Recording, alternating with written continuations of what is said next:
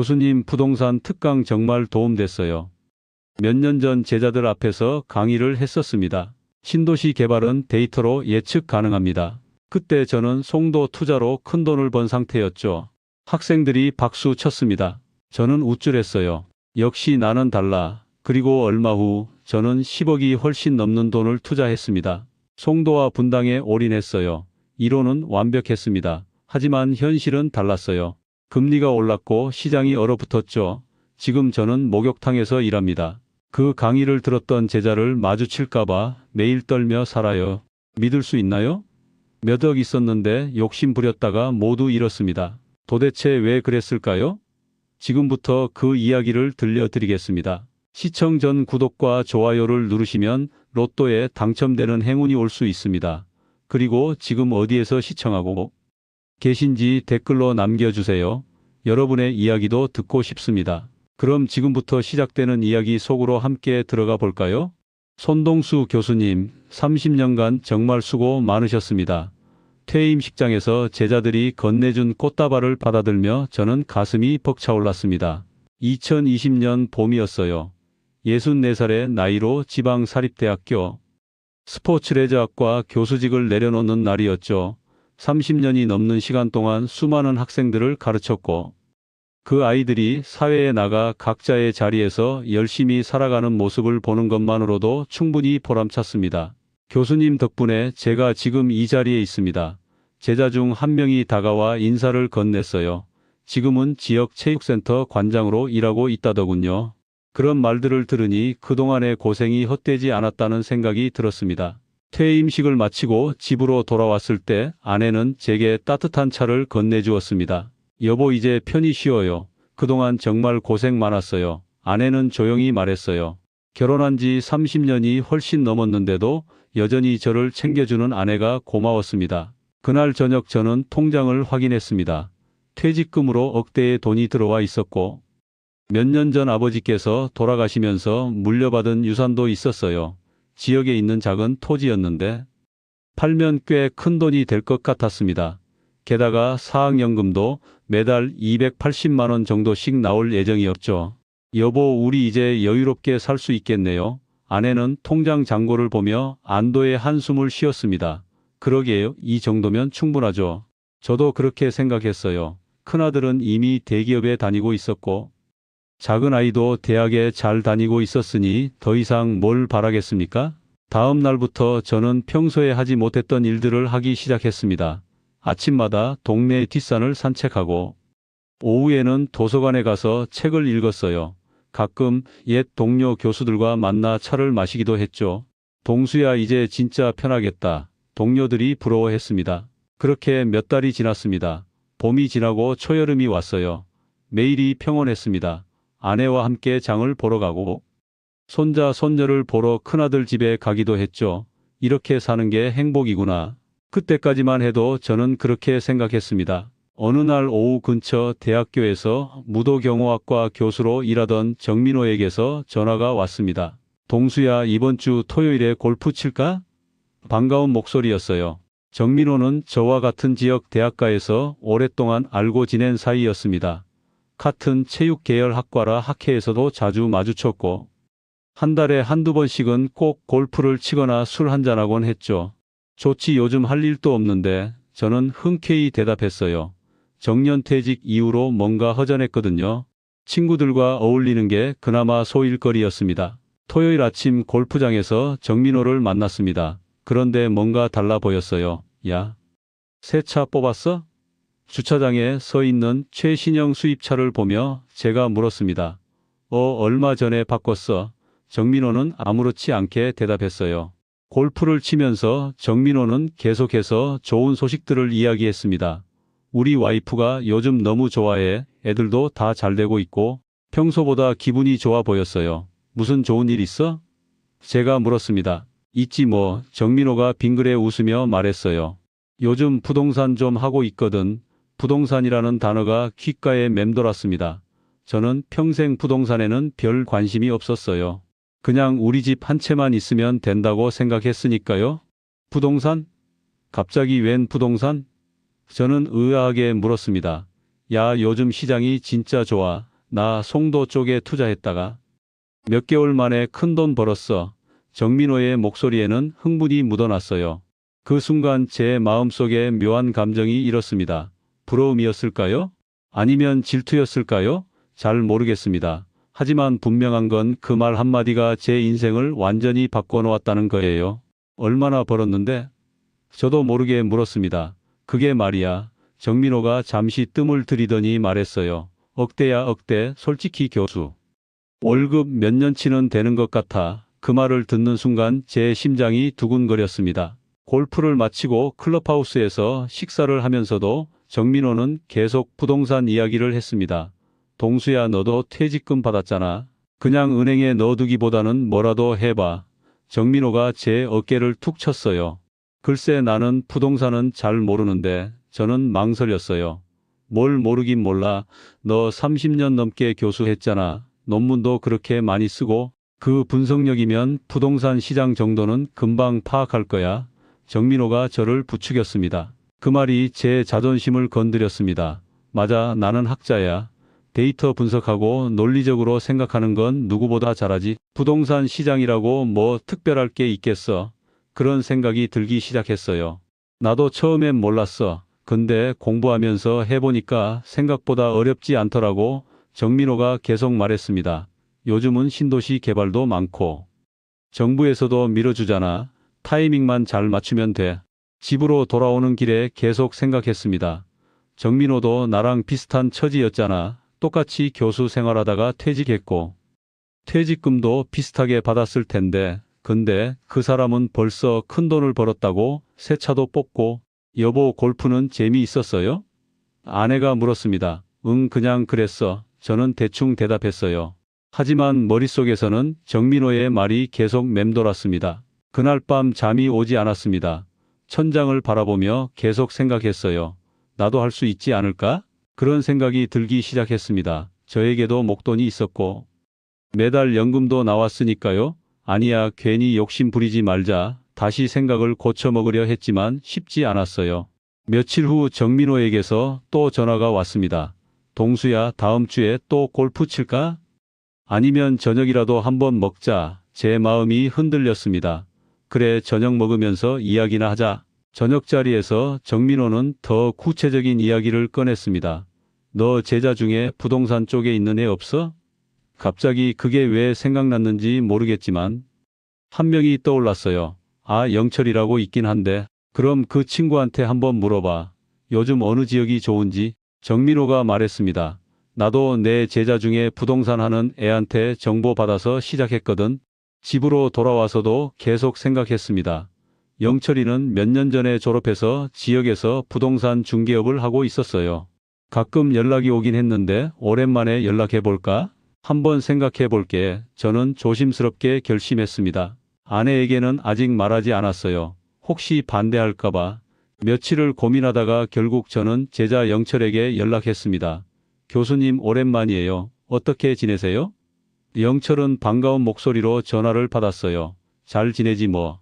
너는 요즘 어때? 저는 안부를 물었습니다. 저는 그냥 중개사무소 운영하면서 지내고 있어요. 교수님 정년 퇴직하셨다고 들었는데. 축하드려요. 영철이 말했습니다. 고맙다. 그런데 말이야. 저는 조심스럽게 말을 꺼냈어요. 요즘 부동산 시장이 어떤지 좀 물어보려고. 전화기 너머로 영철이 놀라는 기색이 느껴졌습니다. 교수님이 부동산에 관심 있으세요?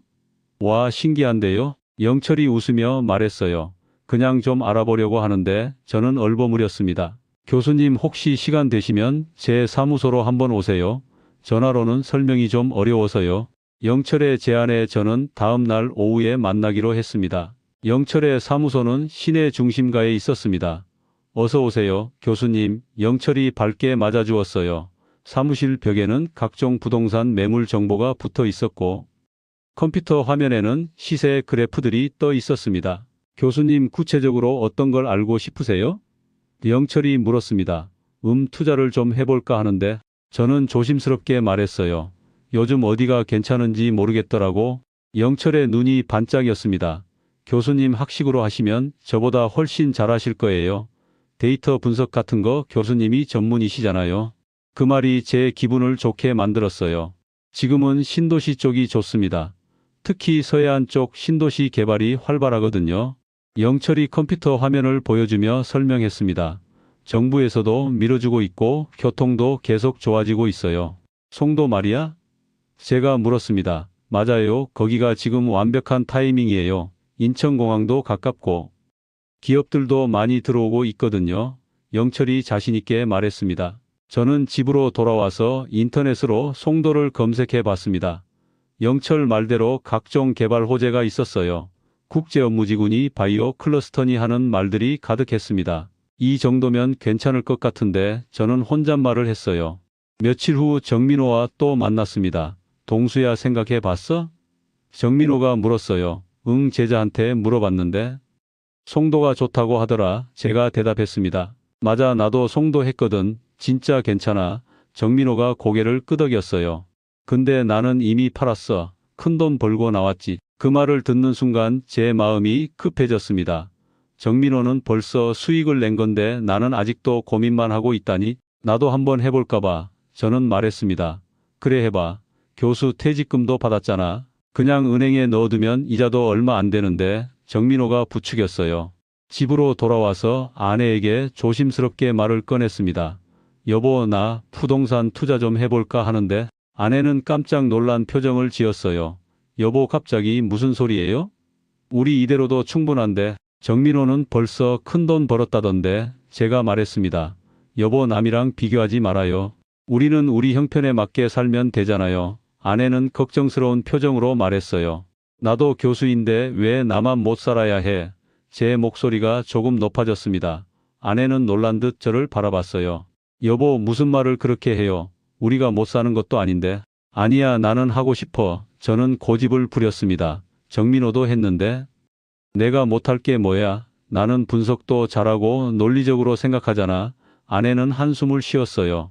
그럼 조금만 해요. 전부 넣지 말고. 아내는 한 발 물러섰습니다. 알았어. 저는 얼버무렸지만 속으로는 이미 결심하고 있었어요. 가지고 있는 돈 전부를 투자하겠다고. 다음 날 영철에게 다시 연락했습니다. 영철아, 송도 쪽으로 투자 좀 해볼까 하는데. 제가 말하자 영철은 기뻐하는 목소리로 대답했어요. 교수님, 좋은 결정이세요. 제가 좋은 물건 알아봐 드릴게요. 며칠 후 영철은 괜찮은 매물을 찾아왔습니다. 교수님, 이거 어때요? 위치도 좋고 시세도 합리적이에요. 영철이 보여준 아파트는 송도 국제업무지구 근처였습니다. 얼마나 필요한데? 제가 물었습니다. 지금 시세가 그 정도인데 빨리 결정하셔야 해요. 요즘 금방금방 나가거든요. 영철이 말했습니다. 저는 고민했습니다. 가지고 있는 돈을 전부 넣어야 했거든요. 퇴직금에 아버지 유산까지 합치면 몇 억이었습니다. 좀 많이 드네. 제가 말했어요. 교수님, 지금 안 하시면 나중에 후회하실 거예요. 시장이 계속 오르고 있거든요. 영철이 재촉했습니다. 그리고 교수님, 학식으로 시장 분석하시면 제 말이 맞다는 거 아시잖아요. 그 말에 저는 마음이 기울었습니다. 맞아, 나는 데이터를 볼 줄 아는 사람이야. 신도시 개발 패턴 같은 건 논문으로도 쓸 수 있을 정도로 연구했었잖아. 알았어, 하자. 저는 결정했습니다. 계약 당일 아내도 함께 갔습니다. 여보, 정말 괜찮을까요? 아내는 계속 걱정했어요. 걱정 마. 나 이런 거 분석 잘하잖아. 저는 자신 있게 말했습니다. 계약서에 도장을 찍는 순간 손이 조금 떨렸습니다. 평생 모은 돈을 한 번에 투자하는 거니까요. 하지만 곧 성공할 거라는 확신이 들었어요. 정민호도 했는데 내가 못할 게 뭐야? 집으로 돌아오는 길에 아내는 말이 없었습니다. 걱정하지 마. 몇 개월만 기다려봐. 분명히 오를 거야. 저는 아내를 안심시켰어요. 아내는 그저 한숨만 쉬었습니다. 그날 밤 저는 잠이 잘 왔습니다. 설렘 때문이었을까요? 곧 큰 돈을 벌 거라는 기대감 때문에 가슴이 두근거렸어요. 정민호보다 더 많이 벌어야지. 잠들기 전에 그런 생각을 했습니다. 계약을 하고 석 달쯤 지났을 때였습니다. 영철에게서 전화가 왔어요. 교수님, 요즘 시세 보셨어요? 영철의 목소리가 들떠 있었습니다. 아니, 무슨 일인데? 제가 물었어요. 교수님, 아파트 값이 많이 올랐어요. 지금 팔면 큰 돈 버실 수 있어요. 영철이 흥분한 목소리로 말했습니다. 저는 급하게 인터넷으로 시세를 확인했어요. 정말로 올라 있었습니다. 이 정도면 몇 억은 되겠는데? 제가 물었습니다. 네, 그 정도 되실 거예요. 교수님 정말 타이밍 잘 잡으셨어요. 영철이 대답했어요. 저는 흥분했습니다. 3달 만에 큰 돈을 벌다니 정민호는 몇 개월 걸렸다고 했는데 나는 더 빨리 벌었잖아. 영철아 팔자. 저는 즉시 결정했습니다. 일주일도 안 돼서 매수자가 나타났습니다. 계약은 순식간에 이루어졌어요. 돈이 통장에 들어왔을 때 저는 믿을 수 없었습니다. 3달 만에 억대의 수익이라니. 여보, 우리 돈 벌었어요. 저는 아내에게 통장을 보여줬습니다. 아내는 눈이 휘둥그레졌어요. 정말이에요? 이게 다 우리 돈이에요? 아내도 놀라워했습니다. 봤지? 내가 했다고 했잖아. 저는 우쭐했어요. 역시 분석을 제대로 하니까 성공하는 거야. 아내는 안도의 한숨을 쉬었습니다. 다행이네요. 정말. 다음 날 정민호에게 전화했습니다. 민호야, 나 돈 벌었어. 제가 자랑스럽게 말했어요. 오, 그래? 얼마나? 정민호가 물었습니다. 억대야. 3달 만에. 저는 말했습니다. 와, 빠르네. 나보다 빨리 벌었잖아. 정민호가 웃으며 말했어요. 축하해, 동수야. 그 말을 들으니 기분이 더 좋아졌습니다. 정민호보다 더 잘했다는 생각에 뿌듯했어요. 학교 동료들을 만났을 때도 자랑했습니다. 나 요즘 부동산 투자 좀 하고 있어. 제가 말하자 동료들이 놀랐어요. 동수야, 너가? 부동산은 관심도 없던 사람이 한 동료가 말했습니다. 3달 만에 억대 벌었어. 저는 자신 있게 말했어요. 진짜? 대박인데? 동료들이 부러워하는 눈빛으로 저를 바라봤습니다. 그 시선이 좋았어요. 얼마 후 학과 제자들이 모임을 가졌습니다. 교수님도 오세요. 제자들이 저를 초대했어요. 모임 자리에서 한 제자가 물었습니다. 교수님 요즘 부동산으로 대박 나셨다면서요? 영철이한테 들었구나. 저는 웃으며 대답했어요. 교수님 어떻게 하신 거예요? 저희도 좀 알려주세요. 제자들이 관심을 보였습니다. 부동산도 결국 이론이야. 데이터를 제대로 분석하면 실패할 수가 없어. 저는 자신 있게 말했습니다. 신도시 개발 패턴 같은 건 논문 자료만 봐도 예측이 가능하거든. 제자들이 감탄하는 표정을 지었습니다. 역시 교수님이세요. 저희는 생각도 못한 건데 한 제자가 말했어요. 저는 기분이 좋아서 더 자세히 설명했습니다. 너희들도 투자할 때는 꼭 데이터를 봐야 해. 감으로 하면 안 돼. 저는 마치 수업하듯이 설명했어요. 개발 계획이 어떻게 되는지, 교통이 어떻게 개선되는지 이런 걸 다 분석해야 하는 거야. 그날 이후로 제자들이 종종 연락을 했습니다. 교수님, 이 지역은 어때요? 저기는 투자해도 될까요? 저는 일일이 답변해주며 뿌듯했어요. 마치 부동산 전문가가 된 기분이었습니다. 한 달쯤 후 학과에서 동문회 행사가 있었습니다. 현직 교수님들과 졸업생들이 모두 모이는 자리였어요. 손 교수님 한 말씀 해주시죠. 사회자가 저를 불렀습니다. 저는 단상에 올라가서 말했습니다. 요즘 젊은 친구들이 재테크에 관심이 많더라고요. 그래서 제가 경험한 걸 조금 나누려고 합니다. 청중들이 귀를 기울였어요. 부동산 투자도 학문적으로 접근하면 성공할 수 있습니다. 저는 신도시 개발 패턴을 분석해서 투자했고 3달 만에 큰 수익을 냈어요. 제가 말하자 박수가 터져 나왔습니다. 데이터를 보세요. 정부 정책을 연구하세요. 그리고 논리적으로 판단하세요. 그러면 실패하지 않습니다. 저는 자신 있게 말했어요. 청중석에서 고개를 끄덕이는 사람들이 보였습니다. 행사가 끝나고 여러 사람들이 저에게 다가왔습니다. 교수님 대단하세요. 어떻게 그렇게 잘하세요? 칭찬이 쏟아졌어요. 저는 겸손한 척했지만 속으로는 우쭐했습니다. 집으로 돌아와서 아내에게 말했습니다. 여보, 오늘 동문회에서 발표했어. 다들 대단하다고 하더라. 아내는 조용히 웃었어요. 잘했네요. 나 진짜 재능 있는 것 같아. 저는 신이 나서 말했습니다. 앞으로 이거로 계속 돈 벌면 우리 정말 부자 되는 거야. 아내는 대답 대신 차를 한 잔 내어주었습니다. 그날 밤 저는 인터넷으로 부동산 시장을 계속 검색했습니다. 다음에는 어디에 투자할까? 어떤 지역이 오를까? 머릿속이 온통 부동산 생각뿐이었어요. 이번에는 더 크게 해볼까? 저는 혼잣말을 했습니다. 3달 만에 억대를 벌었는데 더 많이 투자하면 더 많이 벌 수 있겠지. 그런 생각이 들었어요. 정민호에게 전화했습니다. 민호야, 나 다시 투자하려고 하는데. 제가 말하자 정민호가 물었어요. 어디 생각하고 있어? 송도 한 번 더 하고 분당도 괜찮을 것 같던데 저는 대답했습니다. 오, 좋지. 근데 이번엔 얼마나 생각하고 있어? 정민호가 물었어요. 크게 해볼까봐 대출도 좀 받고. 저는 말했습니다. 야, 조심해. 대출은 위험할 수 있어. 정민호가 걱정스럽게 말했습니다.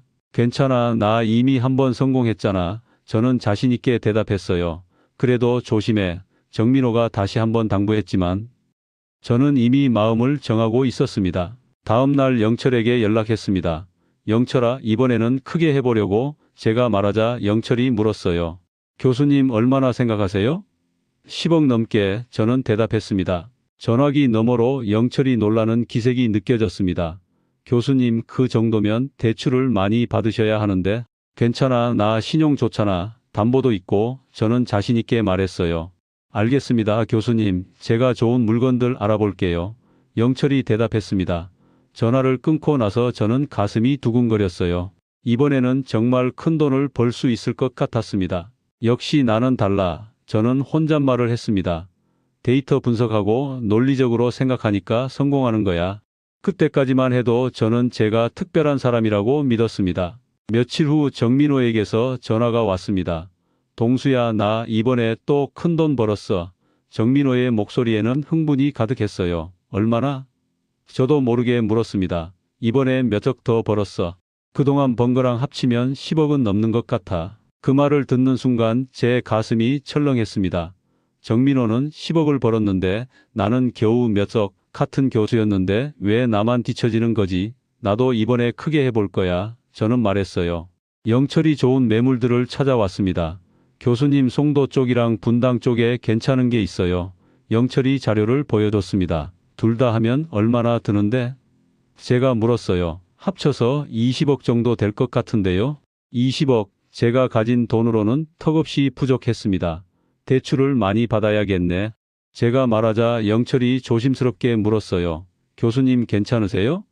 금액이 좀 큰데. 괜찮아. 나 담보도 있고 신용도 좋잖아. 저는 자신 있게 대답했습니다. 집으로 돌아와서 아내에게 말했습니다. 여보, 이번에 투자 크게 하려고. 아내는 깜짝 놀란 표정을 지었어요. 여보, 지난번에 성공했다고 너무 무리하는 거 아니에요? 아내가 걱정스럽게 물었습니다. 걱정 마. 나 데이터 다 분석했어. 저는 말했어요. 송도는 계속 개발되고 있고 분당은 안정적이잖아. 분산 투자하는 거니까 안전해. 아내는 고개를 저었습니다. 여보, 우리 이대로도 충분한데. 정민호는 10억 넘게 벌었어. 제 목소리가 높아졌습니다. 나도 교수인데 왜 나만 못 벌어야 돼? 아내는 한숨을 쉬었어요. 여보, 남이랑 비교하지 말아요. 아니야, 나는 하고 싶어. 저는 고집을 부렸습니다. 며칠 후 은행에 대출 상담을 받으러 갔습니다. 교수님, 신용도 좋으시고 담보도 있으시니까 가능합니다. 은행 직원이 말했어요. 당신은 금리도 낮았고 대출 규제도 지금보다 약했습니다. 이 정도면 되겠네요. 저는 만족했습니다. 집을 담보로 몇 억, 아버지께 물려받은 토지를 담보로 몇 억, 신용대출로 몇 억, 그리고 형님에게도 돈을 빌렸어요. 동수야, 괜찮겠어? 형님이 걱정스럽게 물었습니다. 형, 저 믿어보세요. 지난번에도 성공했잖아요. 저는 자신 있게 말했어요. 형님은 망설이다가 결국 몇 억을 빌려주셨습니다. 조심해서 해라. 형님이 당부하셨어요. 계약 날짜가 다가왔습니다. 송도 아파트와 분당 아파트 계약을 같은 주에 진행했어요. 교수님, 이번에 정말 크게 하시네요. 영철이 말했습니다. 응, 이번엔 정말 큰 돈 벌 거야. 저는 기대에 부풀어 있었습니다. 계약서에 도장을 찍을 때 손이 떨렸습니다. 가지고 있던 돈 전부와 빌린 돈까지 합쳐서 20억이 넘는 투자였거든요. 여보, 정말 괜찮을까요? 아내가 마지막으로 물었어요. 걱정 마. 이론적으로 완벽해. 저는 대답했습니다. 집으로 돌아오는 길에 아내는 말이 없었습니다. 몇 개월만 기다려봐. 분명히 오를 거야. 저는 아내를 안심시켰어요. 하지만 아내의 표정은 어두웠습니다. 그날 밤 저는 설렘 반 걱정 반으로 잠을 이루지 못했습니다. 잘 될 거야, 잘 될 거야. 저는 계속 혼잣말을 했어요. 송도는 신도시 개발로 오를 거고 분당은 안정적이니까 문제 없을 거라고 믿었습니다. 다음 날 정민호에게 전화했습니다. 민호야, 나 계약했어. 20억 넘게 투자했어. 제가 말하자 정민호가 놀란 목소리로 물었어요. 야, 그렇게 많이? 대출은 얼마나 받았어? 1억 넘게. 저는 대답했습니다. 동수야, 좀 무리한 거 아니야? 정민호가 걱정스럽게 말했어요. 괜찮아. 나 분석 다 했어. 틀림없어. 저는 자신 있게 말했지만 사실 속으로는 조금 불안했습니다. 며칠 후 제자들을 만났을 때도 자랑했습니다. 이번에는 정말 크게 투자했어. 제가 말하자 제자들이 감탄했어요. 역시 교수님이세요. 그 칭찬이 좋았습니다. 하지만 집에 돌아와서 통장을 보니 불안했습니다. 매달 나가는 대출 이자만 해도 꽤 큰 금액이었거든요. 연금으로는 부족한데 저는 걱정이 되기 시작했어요. 괜찮아, 곧 오를 거야. 저는 스스로를 다독였습니다. 정민호도 성공했고 나도 지난번에 성공했잖아. 이번에도 잘 될 거야. 하지만 그게 제 인생 최대의 실수였습니다. 계약하고 몇 달이 지났습니다. 처음 몇 달은 괜찮았어요. 시세도 조금씩 오르는 것 같았고 제 판단이 맞았다는 확신이 들었습니다. 봐, 내가 뭘 했어. 오르고 있잖아. 저는 아내에게 말했어요. 하지만 2022년 봄부터 이상한 신호들이 나타나기 시작했습니다. 뉴스에서 미국 금리 인상 이야기가 나오기 시작했어요. 미국 얘기잖아. 우리랑은 상관없을 거야. 저는 대수롭지 않게 생각했습니다. 그런데 몇 달 후 한국은행도 기준 금리를 올리기 시작했습니다. 처음에는 조금씩 올랐어요. 이 정도면 괜찮아. 저는 안심했습니다. 하지만 금리는 계속 올랐어요. 여름이 되자 금리가 눈에 띄게 올랐습니다. 제가 받은 대출 금리도 덩달아 올랐어요. 처음에는 월 몇백만 원이던 이자가 점점 늘어나기 시작했습니다. 이거 좀 부담되는데 저는 걱정하기 시작했어요. 가을이 되자 상황이 더 심각해졌습니다. 금리가 4%를 넘어섰어요. 매달 나가는 대출 이자가 1,000만 원을 훌쩍 넘었습니다. 연금으로는 턱없이 부족했어요. 여보, 이자를 어떻게 내요? 아내가 걱정스럽게 물었습니다. 조금만 기다려봐. 아파트 값이 오르면 팔면 돼. 저는 안심시켰지만 속으로는 불안했어요. 더 큰 문제가 생겼습니다. 송도 아파트 시세가 떨어지기 시작한 거예요. 이럴 리가 없는데 저는 믿을 수 없었습니다. 신도시 개발은 계속되고 있었고 이론적으로는 올라야 했거든요. 영철에게 전화했습니다. 영철아, 송도 시세가 왜 떨어지는 거야? 제가 다급하게 물었어요. 교수님, 요즘 시장이 전체적으로 안 좋아요. 금리가 너무 올라서. 영철이 조심스럽게 대답했습니다. 분당 아파트도 문제였습니다. 오르지를 않았어요. 입지가 안 좋아서 그런가 봐요. 영철이 말했습니다. 뭐? 입지가 안 좋다고? 저는 황당했어요. 계약할 때는 괜찮다고 했잖아요. 매달 이자를 내기가 점점 힘들어졌습니다. 연금만으로는 부족해서 저축한 돈을 깨기 시작했어요. 이러다가 저축도 다 없어지겠어. 아내가 한숨을 쉬었습니다. 정민호에게 전화했습니다. 민호야, 요즘 시장 어때? 제가 물었어요. 나는 다 팔았어. 작년에 미리 정리했거든. 정민호가 대답했습니다. 제 가슴이 철렁했어요. 정민호는 타이밍 맞춰 팔았는데 나는 아직도 들고 있다니. 동수야, 너도 빨리 정리하는 게 좋을 것 같아. 정민호가 조언했습니다. 지금 팔면 손해인데 저는 망설였어요. 그래도 더 떨어지기 전에 정민호가 다시 말했지만 저는 결정하지 못했습니다. 겨울이 되자 상황은 더욱 악화됐습니다. 송도 시세는 계속 떨어졌고 분당은 매물조차 나가지 않았어요. 이럴 수가. 저는 매일 시세를 확인하며 한숨만 쉬었습니다. 큰아들이 걱정스럽게 물었습니다. 아버지 괜찮으세요? 응, 괜찮아. 저는 애써 웃으며 대답했지만 속은 타들어갔어요. 작은 아이도 눈치를 챈 듯 조용했습니다. 새해가 되었지만 상황은 나아지지 않았습니다. 오히려 더 나빠졌어요. 매달 1,500만 원이 넘는 이자를 내야 했고 시세는 계속 떨어졌습니다. 여보, 이러다가 정말 큰일 나는 거 아니에요? 아내가 울먹이며 물었어요. 조금만 더 기다려봐. 봄 되면 나아질 거야. 저는 희망을 버리지 않으려 했습니다. 하지만 봄이 와도 시장은 회복되지 않았습니다. 오히려 거래량만 줄어들었어요. 팔고 싶어도 살 사람이 없네. 영철이 난처한 표정으로 말했습니다. 저는 매일 밤 잠을 이루지 못했습니다. 내가 왜 그랬을까? 왜 욕심을 부렸을까? 후회가 밀려왔지만 이미 늦었어요. 데이터를 분석하고 이론적으로 완벽했는데 왜 이렇게 됐을까?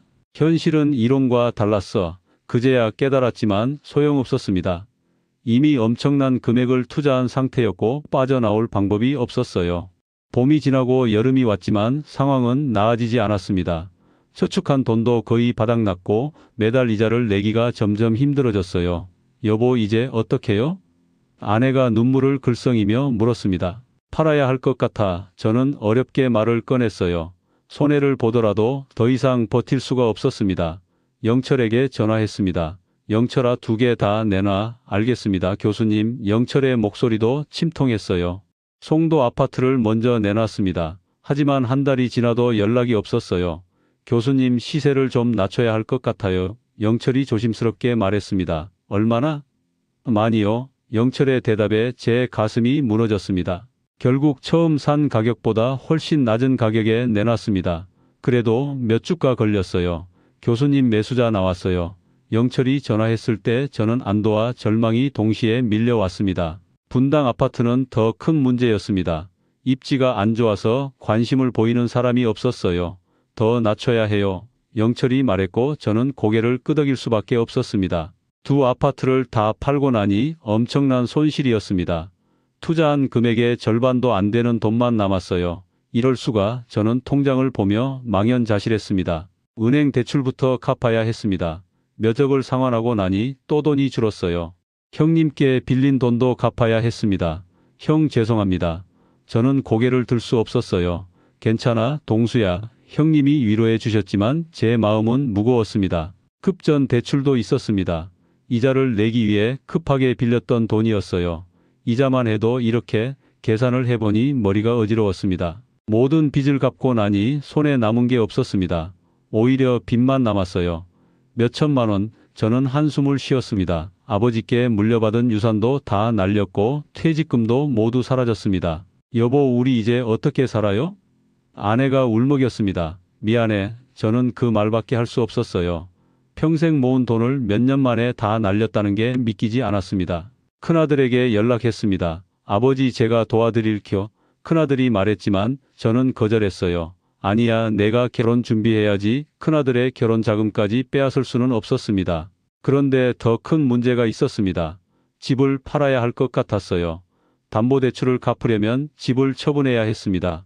우리 집도 팔아야 해. 제가 말하자 아내는 아무 말도 하지 못했습니다. 집을 내놓고 작은 전세로 이사했습니다. 이게 우리 형편이구나. 저는 초라한 집을 보며 한숨을 쉬었어요. 넓은 집에서 살다가 좁은 곳으로 옮기니 모든 게 비참했습니다. 작은 아이가 말했습니다. 아빠, 괜찮아요. 저 알바해서 용돈 벌게요. 고등학생 아들이 그런 말을 하니 눈물이 났어요. 미안하다. 저는 고개를 숙였습니다. 정민호에게서 전화가 왔습니다. 동수야, 잘 지내? 저는 대답할 수 없었어요. 나 망했어.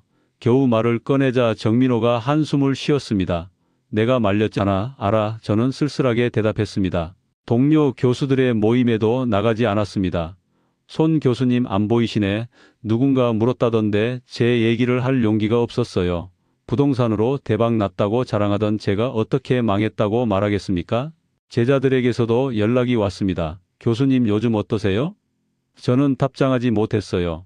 부동산 강의까지 했던 제가 정작 망했다는 걸 어떻게 말하겠습니까? 나는 왜 욕심을 부렸을까?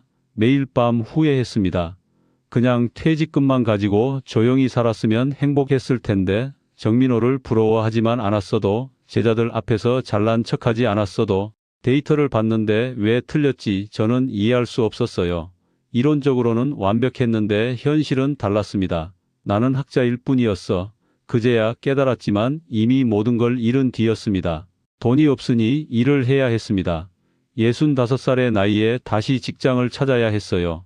교수 출신이시면 좀. 면접을 볼 때마다 거절당했습니다. 나이가 좀 있으시네요. 나이가 벽이었어요. 몇 달을 헤매다가 지인의 소개로 목욕탕 일자리를 구했습니다. 카운터 보고 남탕 관리하는 일인데 목욕탕 주인이 말했어요. 하겠습니다. 저는 고개를 숙였습니다. 첫 출근 날 유니폼을 입었습니다. 거울을 보니 초라한 제 모습이 보였어요. 이게 나구나.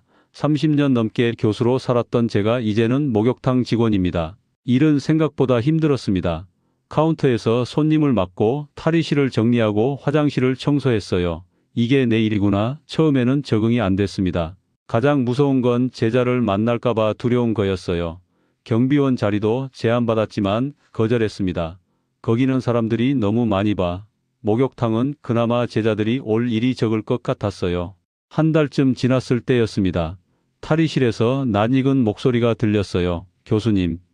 손동수 교수님 맞으시죠? 돌아보니 몇 년 전 제가 가르쳤던 학생이었습니다. 아, 그게 저는 당황해서 말을 더듬었어요. 교수님 여기서 일하세요? 제자가 놀란 표정으로 물었습니다. 잠깐 도와주는 거야. 저는 얼버무렸습니다. 그렇구나. 저 아버지랑 왔거든요. 제자가 말했어요. 얼마 후 중년 남성이 나왔고 저는 고개를 숙였습니다. 아버지 손 교수님이세요? 제가 배웠던 제자가 소개했지만 저는 제대로 쳐다볼 수 없었어요. 그날 이후로 더욱 조심스러워졌습니다. 손님이 올 때마다 혹시 아는 사람은 아닐까 전전긍긍했어요. 제자들한테 들킬까봐 매일이 불안했습니다. 월급은 200만 원 정도였습니다. 시급으로 치면 10,000원 조금 넘었어요. 30년 교수 생활이 이렇게 통장에 찍힌 월급을 보며 한숨이 나왔습니다. 아내도 일을 시작했습니다. 요양보호사 교육을 받고 파트타임으로 일했어요. 여보 제가 벌어올게요. 아내가 말했지만 저는 미안할 뿐이었습니다. 둘이 벌어봤자 350만 원 정도였습니다. 전세 관리비에 생활비 내고 나면 남는 게 없었어요. 이렇게 사는구나. 매달 빠듯했습니다. 목욕탕에서 일하면서 여러 사람들을 만났습니다. 아저씨 항상 깨끗하게 해주셔서 감사해요. 한 손님이 말했을 때 묘한 감정이 들었어요. 교수 시절에는 못 느꼈던 따뜻함이었습니다. 새벽에 일찍 오는 단골 손님도 생겼습니다. 오늘도 춥니네요. 그 손님과 짧은 인사를 나눌 때면 외롭지 않았어요. 사람들이 나를 그냥 목욕탕 직원으로 봐주는구나. 오히려 편했습니다. 1년쯤 지났을 때 몸에 익숙해졌습니다.